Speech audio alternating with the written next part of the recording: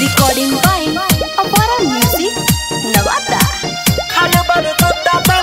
Music by DJ Vikas Sitamarhi. DJ विकास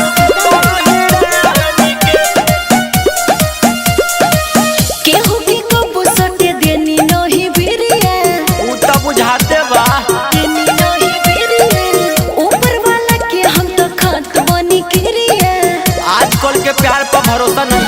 बनी किरिया केहू के कबो सटे देनी नहीं बिरिया ऊपर वाला के हम तो खात बनी किरिया।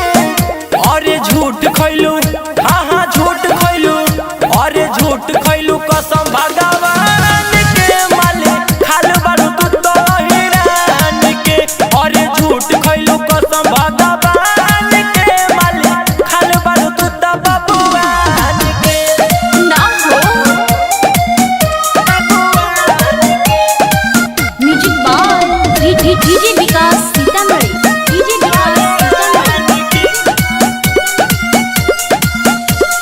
हमरा पर झूठो तू तो शौक करेला हमरो करे जा धक धक करेला सुना ना। अरे कितना के स्पीड में हो हमरा पर झूठो तू तो शौक करेला हमरो करे जा धक धक करेला। अरे तेलू कुसुबहा के तू जान के मालिक खाल बारू तू तो पसवान के।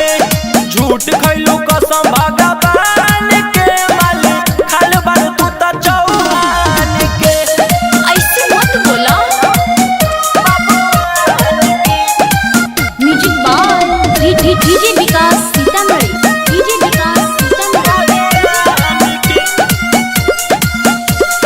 एको बेरी गलती त कइले बानी जो के फिर गंगा नहइले बानी। अरे ये तो वही बात हो गई 900 चूहा खा के दिल्ली हज को गई। एको बेरी गलती त कइले बानी जो के फिर गंगा जी नहइले बानी। अरे चलेलू तू काहे सीना तान के मालिक खाल बारू तू तो हिरान के। झूठ खैलू कसम भगवान के मालिक खाल बारू तू तो बबुआन के। सॉरी बाबू। अबरी बार माफ कर देगी।